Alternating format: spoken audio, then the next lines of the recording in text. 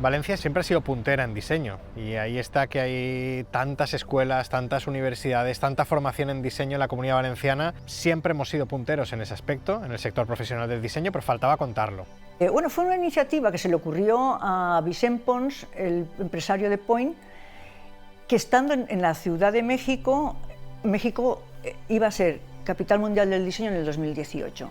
Y es donde le nace esa chispita de ¿y por qué no Valencia ser capital mundial del diseño? El ayuntamiento vio con buenos ojos la idea y propuso a Vicent Llorens, el director general de la Marina, que se integrara también en el equipo de la capitalidad. Ahí es donde somos llamados Pau Rousey de Economía de la Universidad de Valencia y yo, pues propuesto un poco por el sector de los diseñadores profesionales para armar esa candidatura.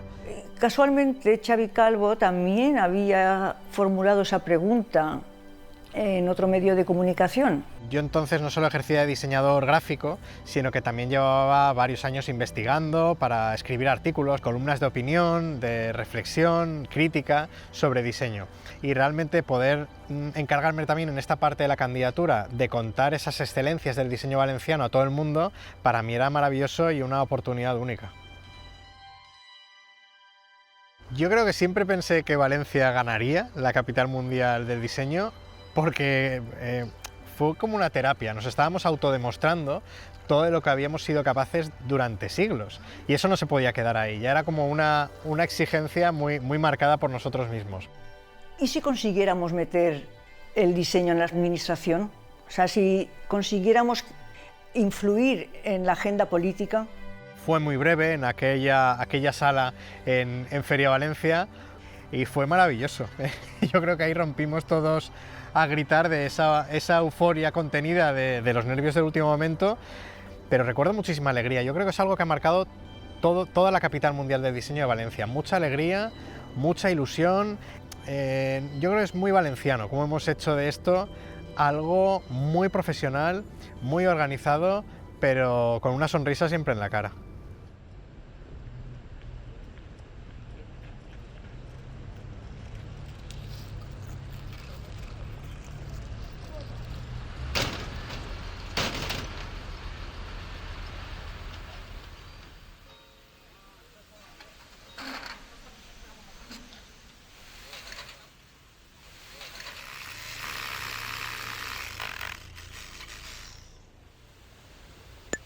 La etimología, el origen de la palabra diseño, remite al dibujo, es decir, a la planificación, pero también al designio, es decir, al porvenir.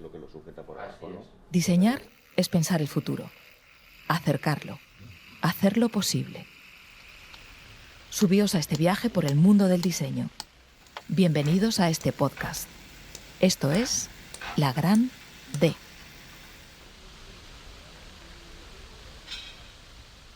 Todo el mundo tiene una relación intensísima con el diseño desde el día que nace, no yo, todo Kiski.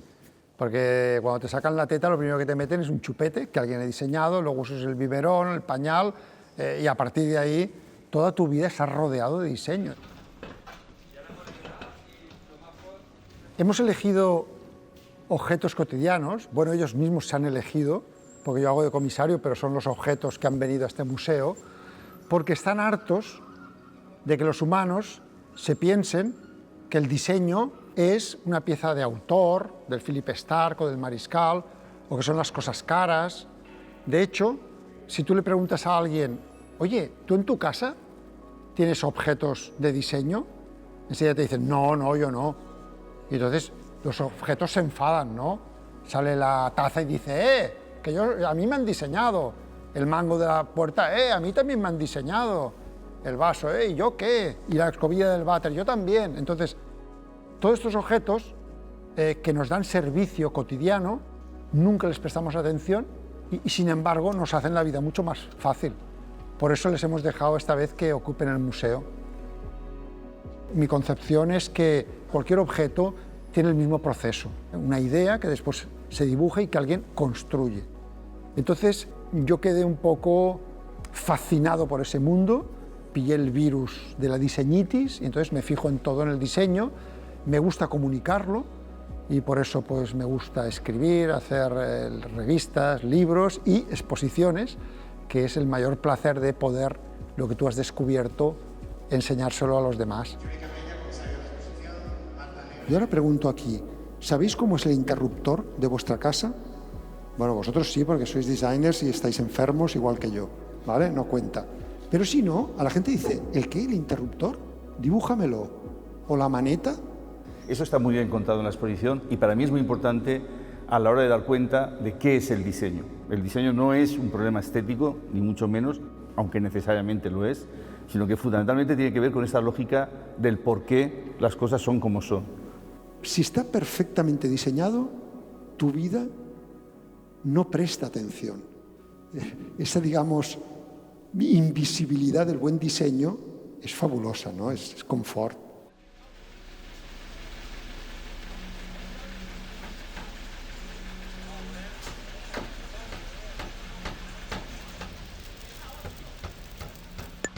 Además de ayudarnos a viajar, de ayudarnos a construir una identidad, el diseño puede salvarnos la vida. Los respiradores fueron el aparato, es decir, el diseño, más buscado al principio de la pandemia.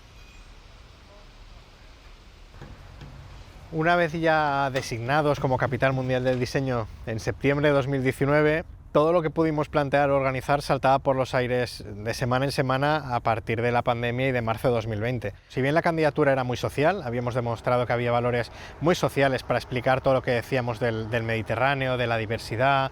Es verdad que con la pandemia todo viró también desde la sostenibilidad, también mucho hacia la salud, hacia el bienestar, cómo se podía ayudar al sector médico, cómo se podía ayudar en momentos de pandemia a las familias, a los profesionales. Pero sí que los ejes importantes estaban más o menos definidos, ¿no? Los ejes importantes de aquí a futuro en el diseño son dos, que es sostenibilidad y salud. Y hemos demostrado desde ese 2019 hasta 2022 que los objetivos estaban muy marcados por unos pilares sociales de bienestar y de mejorar la vida de las personas. El diseño por sí mismo no cura nada, absolutamente nada. Ahora, tampoco sirve de nada una vacuna si no tienes una manera de inyectártela. O sea que el diseño está absolutamente en todos los aspectos relacionados con la evolución médica en todos los sentidos. Curiosamente y extrañamente, es la primera vez en el mundo que se hace una exposición sobre diseño y salud, digamos, con esta mirada tan transversal. La única que se hizo hace unos años fue una exposición sobre diseño gráfico únicamente, que tenía como título una pregunta, que era, ¿puede el diseño gráfico salvar su vida? La respuesta es sí. O sea, sal a la carretera y si las señales de la carretera están mal, o sea, estás muerto enseguida, ¿no? Si ahí me dijeran, ¿puede el diseño industrial salvar su vida? Pues yo diría, hombre, pues póngase un casco y no hará falta que entre al hospital, ¿no?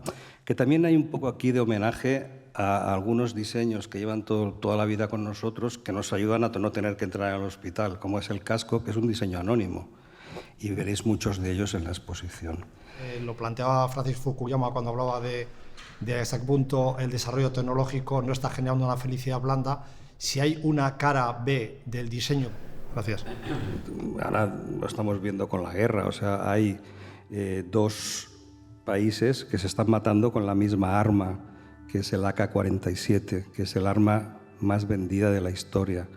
Sí que hay esa reflexión de que el diseño sirve para salvar vidas, pero el diseño también sirve para matar. Lo que pasa es que lo tienen calladito, la gente que diseña las armas no sale públicamente y es un tema, digamos, que es top secret, ¿no? Pero esa realidad existe. Para mí la cara B es esa, y es la cara B que de alguna manera tenemos que intentar erradicar, que es la de las armas. Pues vamos a ver la exposición.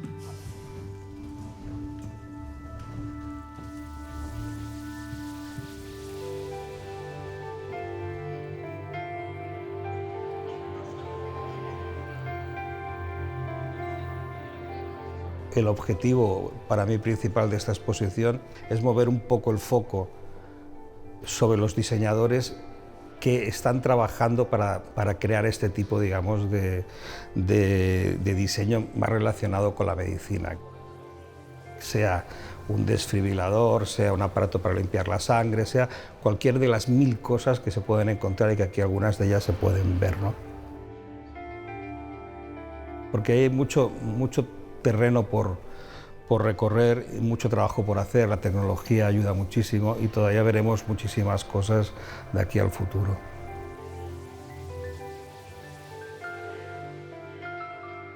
Si todas las personas que tienen talento creativo, un diseñador, un arquitecto, un ingeniero, pero también un empresario, dedicaran una pequeña parte de su tiempo y de ese talento a trabajar para los demás, yo creo que conseguiríamos ir un poquito más rápido.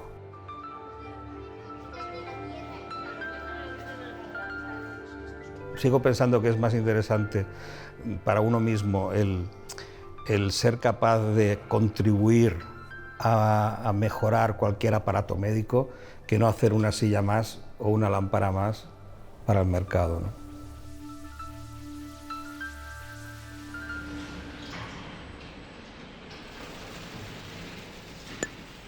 Hoy todo puede ser diseño y sin embargo el diseño se desmaterializa. El diseño son apps, desalinizadoras que podrían salvar el planeta, respiradores que nos salvaron durante la pandemia. Pero no todos los grandes diseños han tenido autores conocidos.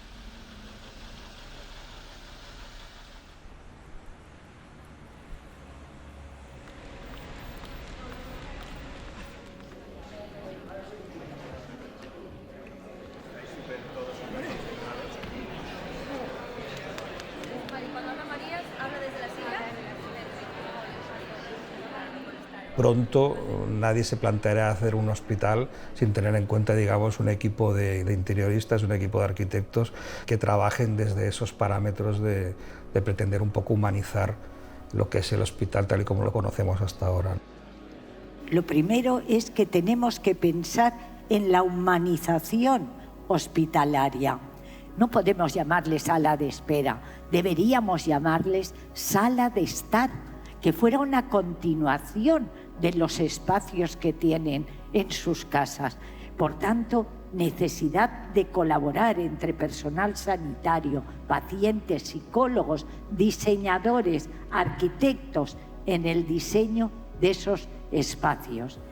Yo creo que la multidisciplinariedad es algo que todavía desgraciadamente no está. Son ámbitos que yo creo que se han de cruzar y cada vez yo creo que estamos más mentalizados y ojalá que la sesión de hoy también sirva para eso, ¿no?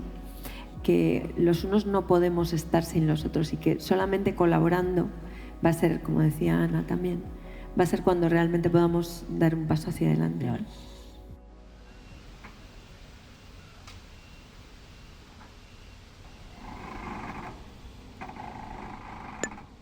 La relación con la vida cotidiana, con las manos y con los materiales, hace que unas tijeras, o una tetera, o una caja de nogal, un peine de carey o un bolso de cuero sean eternos. Hace que se hereden, que hablen de quienes antes estuvieron aquí.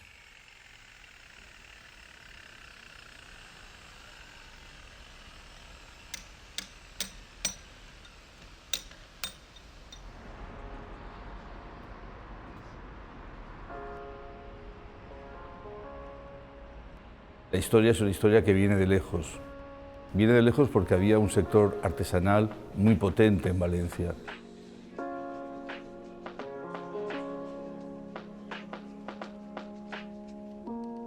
Tanto en el ámbito del textil, que claramente con la seda fuimos una potencia europea en la producción de tejidos, como en el ámbito de las artes gráficas, donde la imprenta valenciana fue una referencia también europea desde el siglo XV y de alguna manera es la antesala de que da origen al diseño gráfico. Y lo mismo pasa con la industria del mueble, que es la transformación de los talleres de ebanistería desde muy antiguo. El gremio de fusters es uno de los gremios más antiguos de España. Realmente creo que esa transformación que significó la revolución industrial aquí en Valencia tuvo un peso muy importante porque hubo varios empresarios que tuvieron la capacidad de salir fuera, de encontrar cosas y traerlas rápidamente y empezar a producir con tecnologías. En esta exposición se ve con la madera curvada o con el tubo de acero curvado, que son tecnologías que rápidamente se introducen, son adaptadas y se desarrolla producto propio a partir de eso.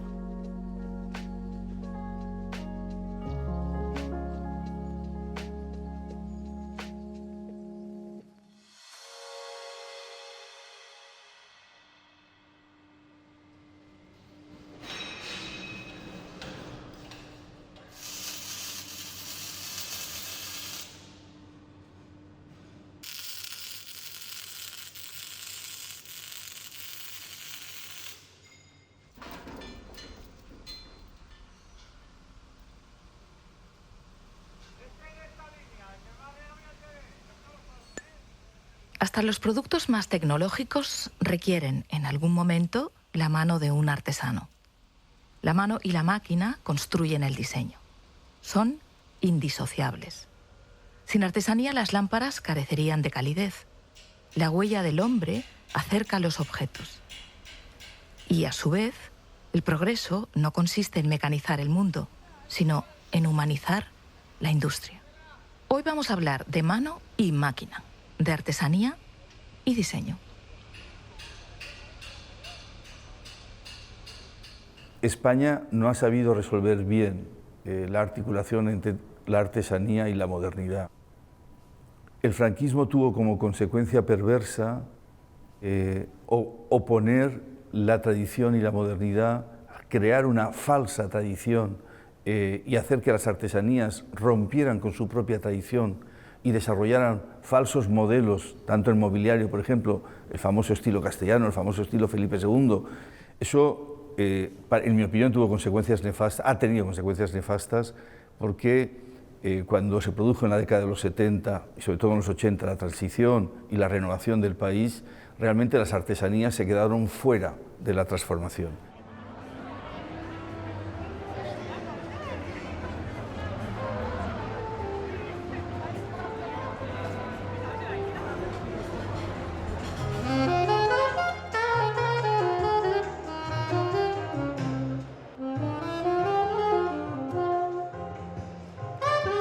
N'hi ha 20 treballs de nous dissenyadores i de nous dissenyadors que exemplaritzen un relat de que és possible, junts, l'artesania i el disseny, donar-li la volta a un sector que avui per avui està en una situació complicada, perquè no ha sabut connectar amb la modernitat.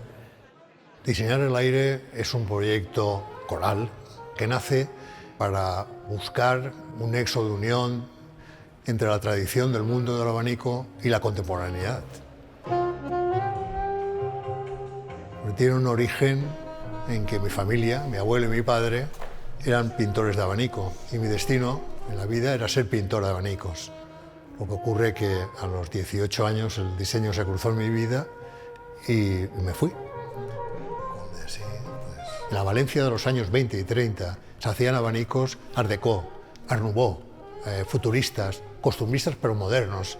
Y realmente lo que pretendemos es que nuestra industria, nuestros artesanos, juntos y de la mano de los diseñadores y con utilización de la tecnología y desde un ámbito humanista, ser capaces de reinventar y reposicionar este objeto. Y es cierto que, sin embargo, estamos en un momento dulce porque las nuevas tecnologías permiten reactualizar y reconectar la producción pequeña, de pequeña serie o de piezas únicas, con la gran producción al mismo tiempo. En el propio ámbito del diseño y de la fabricación se ha vuelto mucho a hacer producciones artesanales, ¿no?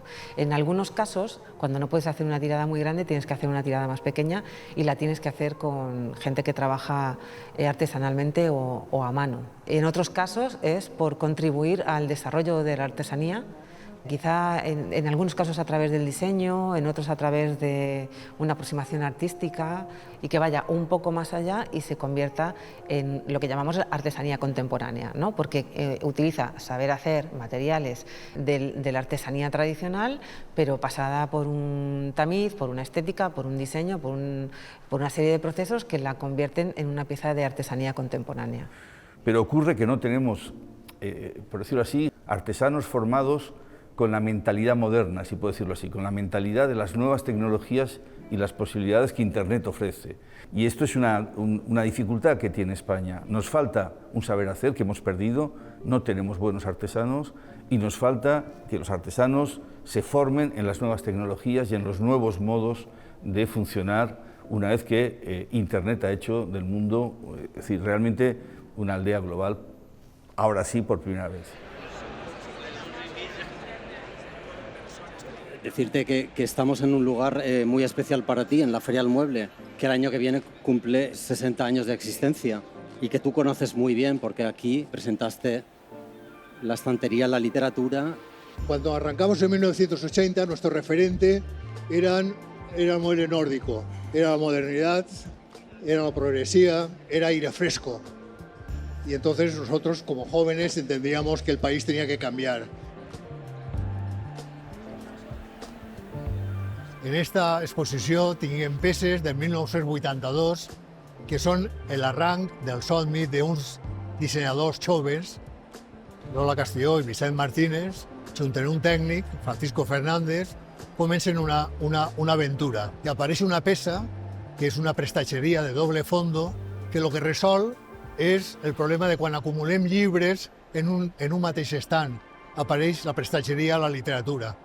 Sense dubte, en aquell moment, algo insòlit, una tipologia desconeguda, però que al llarg del temps es va convertir en tot un discurs programàtic i conceptual de lo que podia ser un projecte d'empresa.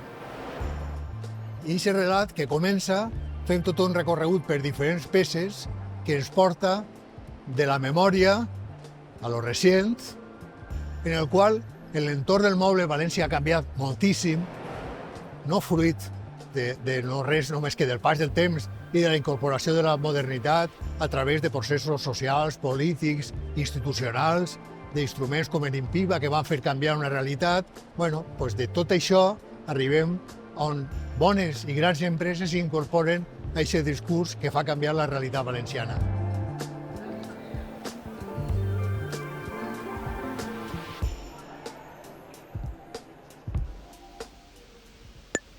Sócrates creía que conocer y hacer eran una misma cosa. Los artesanos hacen.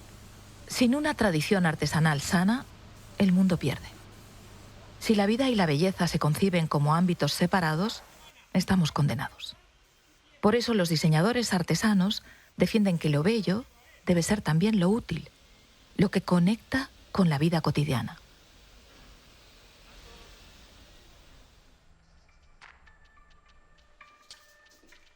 A mí esta ciudad me gusta, la encuentro viva.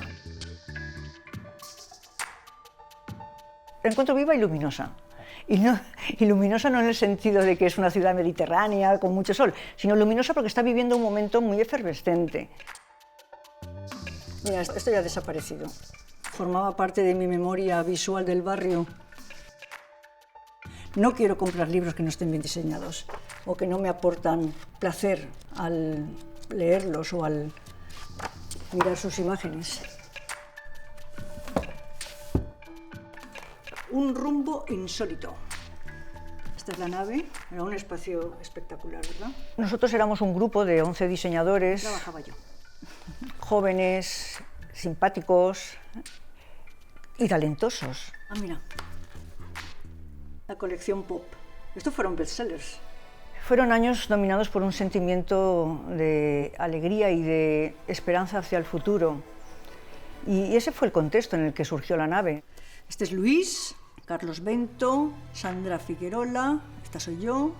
Aquí detrás se ve a Nacho, Dani, Paco, José Juan, Quique. Teníamos muchas ganas de sacudirnos el franquismo de encima.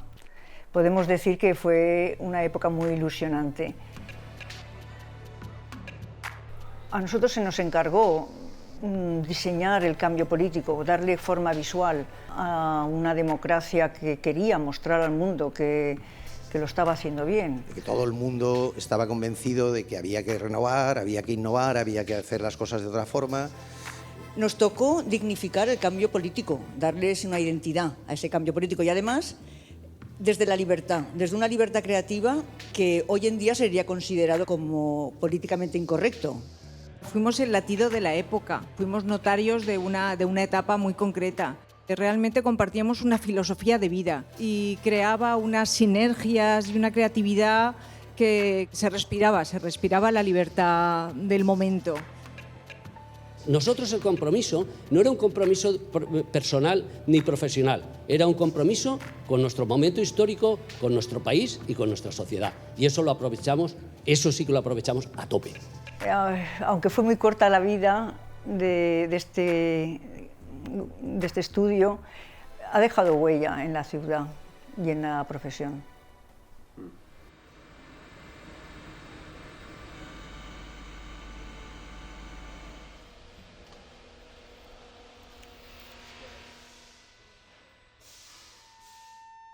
Estamos en el ecuador de la Grande y por fin hemos llegado al objeto más diseñado de la era moderna, la silla.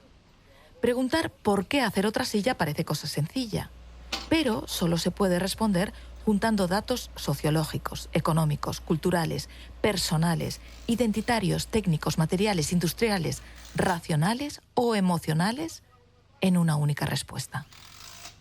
Para empezar, ¿para qué hacer una silla cuando podemos sentarnos en el suelo? ¿Por comodidad?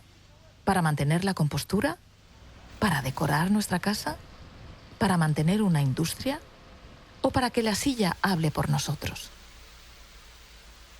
El poeta y filósofo Paul Valéry se interrogaba si los objetos tenían alma, y él lo daba por supuesto.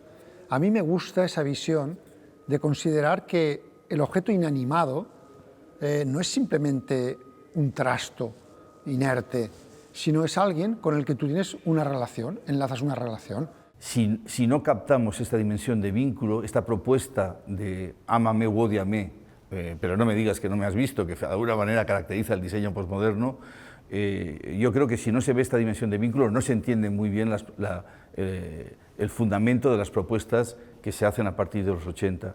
¿No os ha pasado de que tienes de repente aquella silla que te arrastra toda tu vida porque estás cómodo, perfecto, y sin embargo otras que intentas sacártelas de encima como puedes? Esta es una característica, vamos a decirlo así, que siempre estuvo, pero realmente el funcionalismo la había minimizado, había puesto más el acento en la dimensión de necesidad de uso. Pues bien, esta dimensión, que va más allá de la fórmula tópica de forma-función, ¿no? Esto sirve para esto, esto sirve para lo otro, que te interrelaciona de una forma afectiva con los objetos, creo que es la gran aportación de este inicio de siglo. Bien se rappeler que le design, c'est pas de la fashion. On ne change pas de chaise comme on change de t-shirt tous les 3 mois, heureusement pour le design, que c'est un métier basé sur la durabilité, sur une réalité fonctionnelle. Ce n'est pas de l'art, ce n'est pas de la mode, c'est du design. Le design, c'est de la créativité industrielle. Si on fait ça, c'est déjà pas mal. I think in life there is 2 or 3 elements. One is love, one is poetry, and the last one is elegance. But also elegance with a movement, what you do. I think when you make a small thing, you screw, you make it's not very elegant. I always try to have, during all the process of everything, the same elegance, and now the elegance of movement. I come back on the old, perhaps the first way in our civilization to join 2 things, it's the clavette. You know, it's what you see here, that it's a clavette. This way it works. Hop, I don't need to push because it will fall with its own weight, and more the wood will dry, more it will fall, and always make the connection. It's a beauty, a hole and a stick. You don't see it, but you feel it. You feel the honesty, because that is very, very important, the honesty. Donc, quelquefois, il est bon de regarder dans les premiers temps où il n'y avait rien pour trouver des techniques aujourd'hui où il n'y aura rien.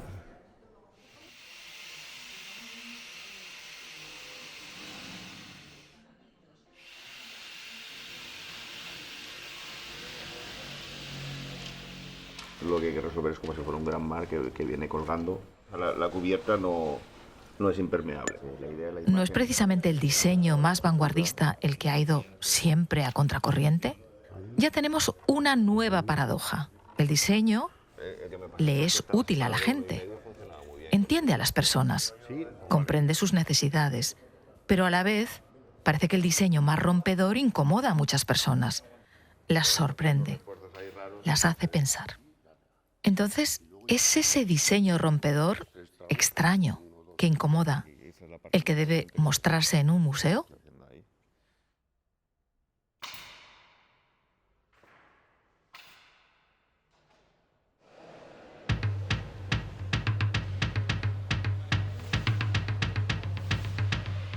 Todo lo que te rodea puede inspirarte a hacer un proyecto nuevo, un proyecto diferente.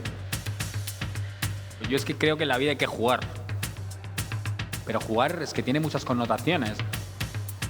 Se puede jugar con el color, con la forma, se puede jugar con la contrariedad, se puede jugar con tu emoción, se puede jugar con lo que cuentas. Es muy importante que haya una narrativa y el juego tiene mucha narrativa. Y siempre nos deja algo detrás, como un pozo detrás, que es interesante. It's an honor for me to be in Valencia. I came by bike, which is amazing. I didn't have to take a plane. So, my message, el mensaje más importante de esta exposición es que lo disfrutéis. Es que la gente disfrute la exposición, es que la gente disfrute la creatividad. The creativity is the most incredible thing we have.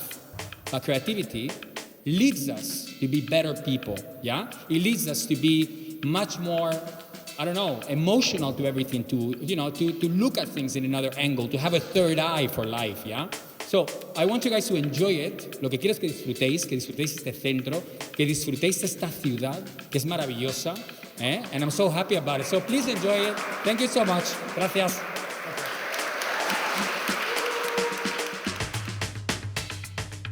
Me gusta viajar, observar las artesanías que hay diferentes en todo el planeta, porque son una alimentación constante. Y me gusta dignificar o cambiar o distorsionar o llevar a otro nivel quizás estas materias, ¿no? Y la contrariedad de lo que es mi mundo también, que es una cabeza que es designer, pero también es artista. Es decir, una persona que trabaja libre con la pintura, con la escultura, con el color, pero también trabaja con la función, con las empresas. Entonces, esa es la diferencia para mí, design y arte. Pregunta del siglo, ¿cuál es la diferencia? Es la función, no hay otra cosa. Si el jarrón no tiene sitio para meter la flor, ya no es design. Por eso infinitamente. No está mal el título. No lo puse yo, pero ahora creo más en ello.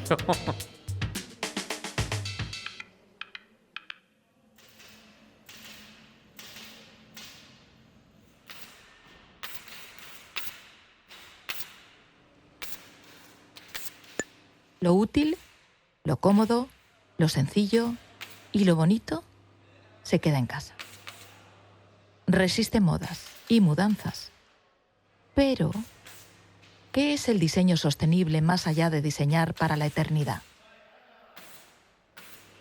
¿Nos acercamos a una era de diseño nostálgico?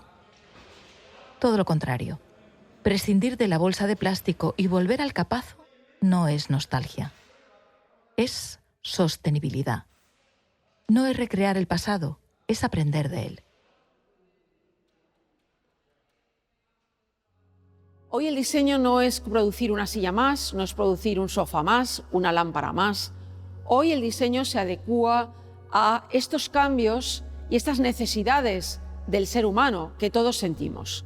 Lo importante no es hacer productos de usar y tirar, sino hacer productos que generan afecto, que son honestos, porque en el proceso se ahorran recursos, se ahorra energía y además cuando se genera afecto tienen una vida muy larga. A veces los entierro, algunos objetos, y otros al revés. los cuidas, los reparas, incluso los das, los regalas a alguien que quieres, a alguien de la familia. Y solo al final de una vida muy larga es cuando se reciclan. Il ne faut pas suivre les modes, il faut prendre que des produits pour toujours. Aujourd'hui, quand vous achetez un canapé, un siège, c'est pour vous, votre vie, pour votre fille et pour les petits-enfants de votre fille, au minimum. Un buen diseño no es solo aquel que está hecho de reciclado o reciclable, es aquel que te da realmente el servicio al precio justo y que además tú luchas por mantenerlo porque se ha convertido en un amigo para ti y por tanto dura, y eso es también hoy en día importantísimo considerarlo, esta relación que tenemos con los objetos, que sea a largo plazo, igual que nos gusta con una amistad. Un recurso que se repite en las exposiciones que hacemos es el recurso de la metáfora, ¿no? Utilizarlo para poder tocar el corazón de la gente, ¿no? Y para que entienda el mensaje que queremos transmitir de una manera muy sencilla, muy natural y muy humana. El hecho de la ola fue por el impacto que nos produjo un reportaje sobre las islas de plástico que hay en el océano, que la más grande que hay por lo visto es en el Pacífico, y dicen que, bueno, que tiene un tamaño equivalente a España, Francia y Alemania juntas.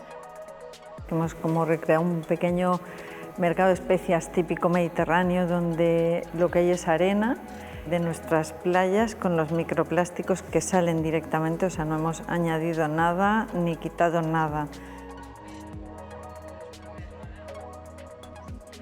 El factor medioambiental tiene que estar dentro de la ecuación, o sea, no solo el económico.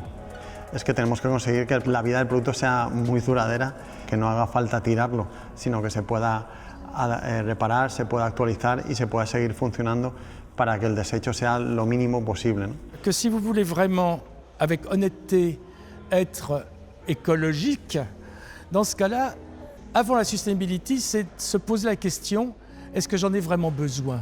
Avec une grande honnêteté. Et vous allez voir qu'à 80% de temps, vous allez vous répondre, je n'en ai pas besoin. Là, vous avez été vraiment sustainable. Los diseñadores hemos de diseñar pensando en cuál es la huella ecológica que dejamos en nuestros productos y qué consecuencias tiene. En la propia función de todo lo que se diseña, se haga desde un punto de vista mucho más sostenible a como se ha hecho hasta ahora. Esto es un punto de no retorno. Nadie, a ninguna empresa se le ocurre ahora mismo empezar a diseñar cualquier cosa sin considerar los aspectos de sostenibilidad, ¿no? El que lo haga debe ser un raro.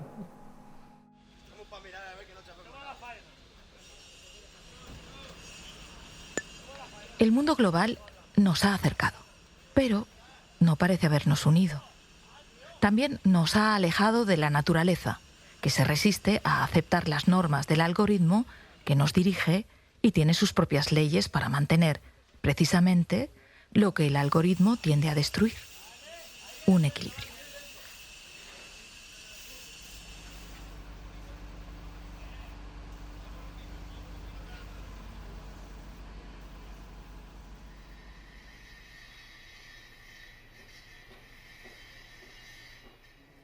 ¿Por qué el diseño es una forma de mejorar nuestro entorno, de mejorar nuestra vida, de mejorar nuestra perspectiva como seres humanos?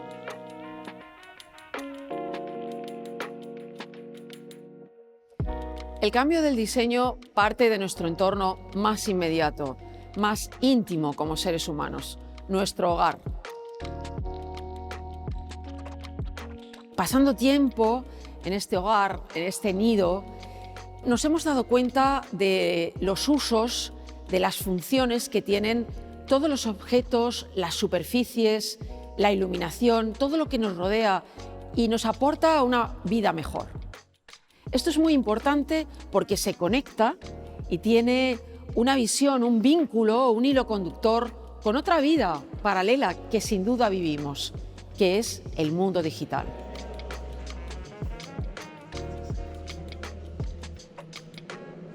Hoy el diseñador constituye un todo profesional que va desde el pensamiento, la estrategia, la reflexión, a la actuación inmediata en los espacios, en las formas de vida de las ciudades, también en los ámbitos rurales. ¿Qué está ocurriendo en Valencia? ¿Cuál es el momento mejor para saber qué está ocurriendo en Valencia? Esta es la pregunta recurrente. Pero también se ha producido una evolución natural muy importante del diseñador como agente del cambio, como agente transformador dentro de las empresas.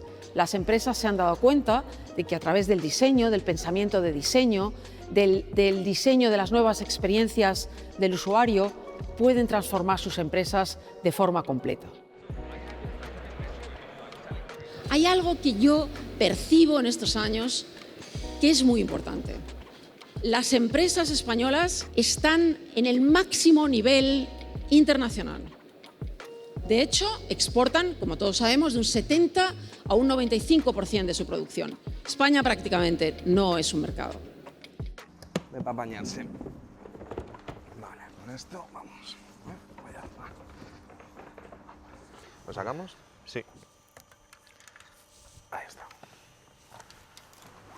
Ok, ¿podemos comenzar con el humo? Esta sería la composición de 10 láseres arriba. Diseñar no es solo dar forma, es también definir la vida de las personas, construir cómo viviremos unos con otros. El diseño puede promover la unión o destrozarla. Estará como más texturizado. Bueno, pues en un momento.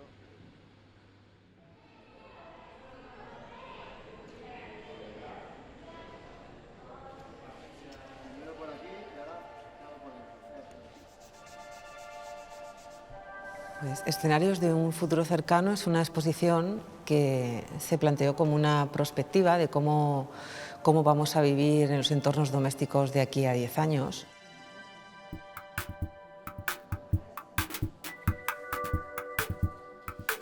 La idea era poner a trabajar a una serie de arquitectos y diseñadores con fabricantes de mobiliario, iluminación y de materiales para generar una serie de propuestas que realmente baja a la tierra, digamos, ideas que se llevan trabajando en este plano teórico desde hace exactamente 100 años. Para mí es como si hubiéramos entrado en la era de la sincronización. Se ha sincronizado todo el planteamiento teórico con una sociedad que ha visto claramente la necesidad de que sus espacios cumplan con estos planteamientos que las viviendas no los tienen. Bueno, al final la exposición lo que plantea son un montón de preguntas, también para que la gente se replantee cómo percibe su propio espacio doméstico, ¿no? Y el equipamiento que usa cada día. ¿El sofá tiene que ser siempre una pieza específica para el descanso o puede tener otras funciones adicionales? ¿Puede una mesa ser nómada? ¿Puede una cocina no ser mural? ¿Pueden ser muebles exentos que además se puedan mover por toda la vivienda y reconfigurar y tener además más funciones aparte de los de cocina? Pues parece ser que sí. Lo que pretende es un poco incentivar y espolear que el dormitorio se trate de otra forma un poquito más evolucionada, más allá de la cama abatible o del sofá cama, para poder conseguir este dormitorio pop-up en cualquier parte de la vivienda. La idea era generar una colección que fuera un poco como un mueble isla, eso por un lado, y por otro, que fuera una colección modular que fuera muy fácil de reconfigurar de otro modo. Y se hace a través de estos velcros, que se produce de una sola pieza, con volumen, y que no genera residuos, porque utilizas el material justo que necesitas. Es sostenible, ¿no? Digamos, el proceso. Tú puedes dividir todo esto transversalmente, como todo se mueve, te lo llevas hasta acá, y te queda entre medias un espacio social enorme, para cuando, por ejemplo, tienes un montón de amigos en casa. Lo puedes enchufar donde tú quieras, utilizando los apliques. Luego, si queréis mirar de dónde parte la luz, podéis intentarlo, ¿eh? Pero ya os digo que no lo vais a conseguir, es el gran secreto de la pieza. Lo que estamos tratando de plantear es cómo evolucionar este equipamiento del hogar hacia estas necesidades que tenemos y que necesitamos que estén a nivel de diseño mucho mejor resueltas y que es posible, ¿no? Como ha quedado demostrado. uno se transforma por razones económicas. A menor volumen, menor gasto. Y por las mismas razones también la vivienda intenta reducir su espacio sin perder confort. Es cierto, vivimos cada vez ocupando menos. Pero hemos de crear escenarios de futuro optimistas, ya está bien. Todos son distopías que yo creo que tienden a la parálisis. Hemos de pensar que tenemos en nuestras manos la capacidad de transformar. Ara estem en un moment que encara no té nom i que potser dintre d'uns anys els historiadors o el que sigui li posarà un nom de postmodernitat o com li vulguin dir, en el que mirem el passat, però mirant a veure com podríem aprendre d'aquelles utopies que han fracassat. I el dissenyador es converteix en una mena de mediador que a partir, o això és el que m'agradaria, que a partir de la intel·ligència col·lectiva intenta dibuixar escenaris de futur no distòpics.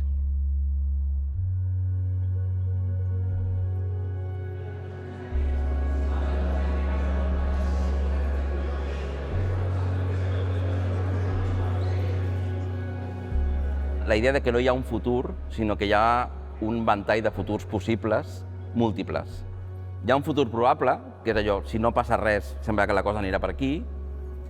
Fins i tot hi ha futurs que són absolutament improbables avui a dia, però que no sabem si poden esdevenir o no.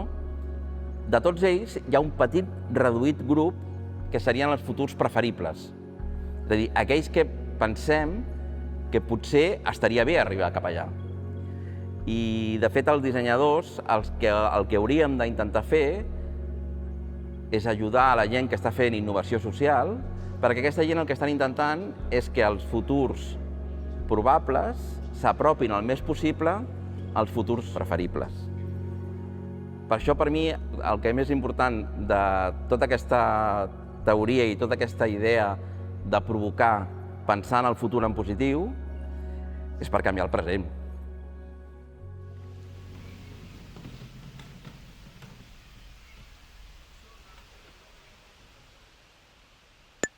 Mira un momento hacia abajo. Fíjate un momentito en el suelo que pisas. Los romanos lo adoquinaron. El asfalto facilitó la limpieza, pero ahora está ahogando las ciudades. El pavimento dibuja la ciudad, la construye o la cuida.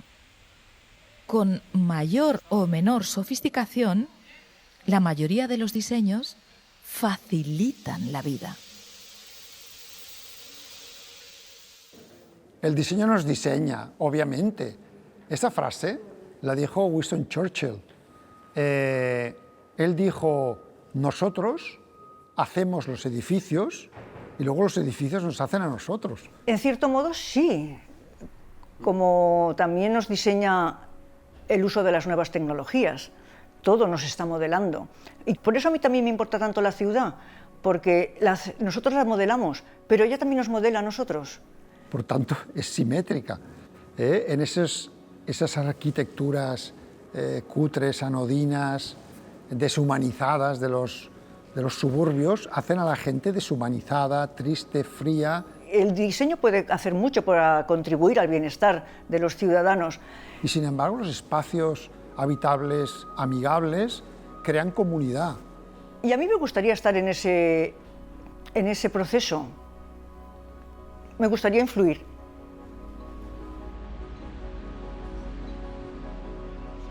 Vivo con esperanza que el recién constituido Consell de Disseny logre demostrar que es útil y nos haga avanzar para lograr una ciudad más interesante, más sostenible, más amable.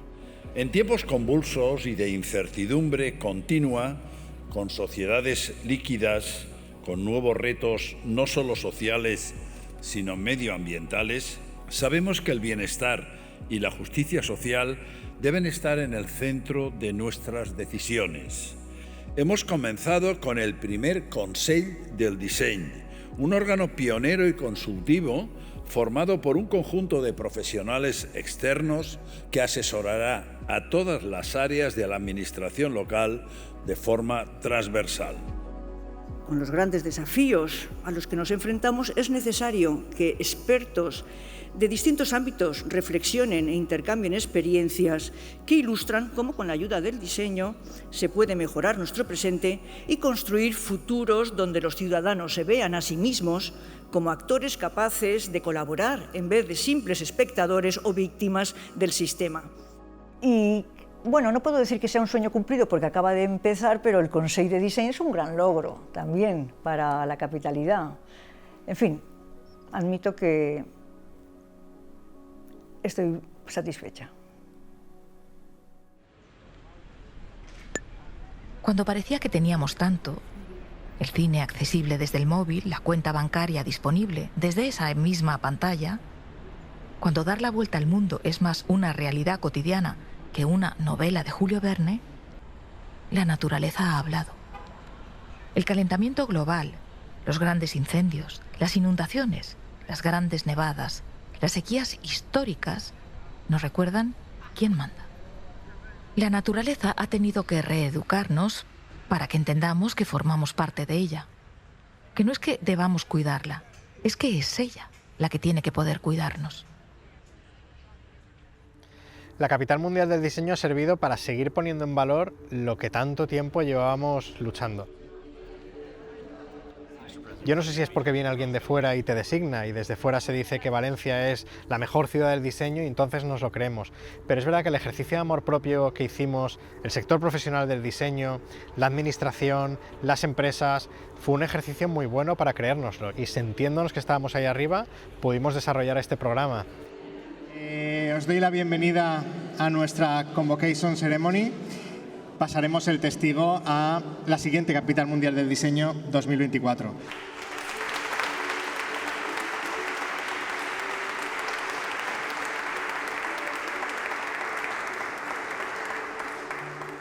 Buenas noches a todos y a todas. Nadie nos enseña a ser Capital Mundial del Diseño.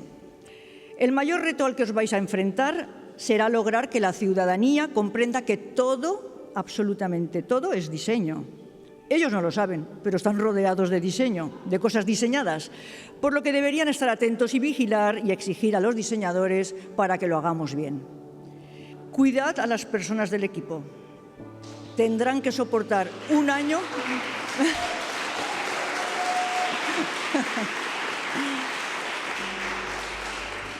Tendrán que soportar un año extraordinariamente loco y también vivirán una montaña rusa emocional. No pretendáis hacer solos el programa. Invitad a participar a todo el mundo. Animad a museos, escuelas, instituciones y profesionales a que compartan generosamente sus ideas con la capitalidad. Así que os deseamos mucha suerte y disfrutadlo.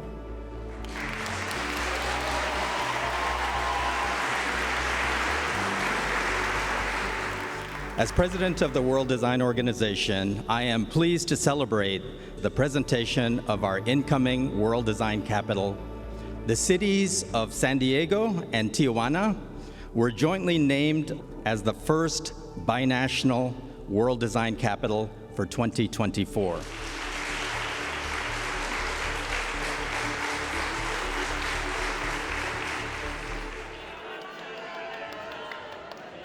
Ha sido un año muy intenso. Organizar actividades, estar presentes en ellas, la verdad es que estamos muy satisfechos y yo estoy muy satisfecho de un equipo que ha dado entre el 300 y el 400% por persona. Bueno, en una de las directrices de World Design Organization estaba el tener un pabellón para poder hacer toda esa difusión de lo que era la Capital Mundial del Diseño. Y poderlo hacer en un espacio como Ágora Valencia, que ya la propia definición lo dice, como esa plaza abierta en la que iban a ocurrir cosas, es un devolverle a Valencia todo lo que Valencia ha hecho para que seamos Capital Mundial del Diseño 2022. Por eso es importante tener este pabellón en el centro de la ciudad, en el corazón, para conectar con la sociedad y contarle el relato del diseño a través de su industria, de su artesanía y de sus profesionales. Y esa es nuestra aspiración, que Valencia también logre dejar un legado ejemplar. Muchas gracias.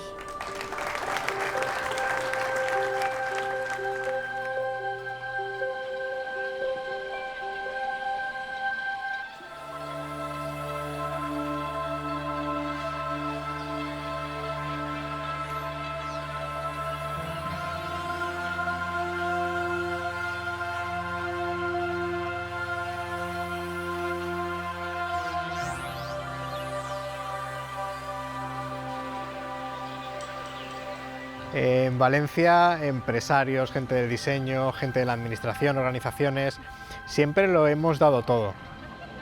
Creo que esa generosidad ha marcado mucho el buen hacer del diseño valenciano. The good thing of this book at this moment in this city is that there is the exhibition as well. El carácter valenciano es un carácter también muy fresco también, que es capaz de ser muy innovador y ser realmente interesante, ¿no? Que ha puesto de relieve era algo que, por ejemplo, desde el mundo del diseño ya sabíamos, que Valencia es uno de los polos más importantes en el ámbito del diseño, en la producción, en el ámbito creativo. Ja ho havia estat durant molt de temps, ja té una indústria, ja té unes fires, ja té una sèrie d'elements, una cantera de dissenyadors molt potent, però potser aquest esdeveniment el que fa és visualitzar-ho d'una forma global. There are no citizens, there are people. Me parece que todo tiene que ver con la vida, todo lo que hacemos nos retrata. O sea, a partir de ahora, después de esto, mucha gente va a querer venir a trabajar desde Valencia y todo eso ha sido abonar un terreno estupendo para que siga floreciendo de ahora en el futuro. El abanico era un objeto tan complejo. Y es nuestra cultura, es nuestro patrimonio. Realmente ha sido un año intensísimo, ha sido un año en el que se han producido una cantidad de acontecimientos realmente extraordinaria. Acontecimientos que dejan un pozo y que dejarán un legado no solo para la ciudad, sino para el mundo. Yo creo que habrá un antes y un después en la percepción que se tiene del diseño en este país. Y sobre todo en Valencia, que es donde más de cerca se ha vivido, ¿no? Porque con la cantidad de eventos, exposiciones, conferencias, mesas, presentaciones de libros. Se ha visto en todo el programa de Valencia Capital Mundial del Diseño cómo se han volcado todos los centros culturales, museos, salas de la ciudad de Valencia que programaban, todos los museos de la ciudad abiertos a poder programar actividades de diseño en el programa de Valencia Capital Mundial del Diseño. Estoy vibrando con esta nueva visión del diseño de gente joven que tiene claro que el diseño ya no es este maquillaje de cosas, sino es una profunda voluntad de transformación del mundo. Esdeveniments com el d'aquest any a València, per mi el que tenen sentit és quan són punts de partida perquè passin altres coses. Ahora el reto es ese y ahora qué.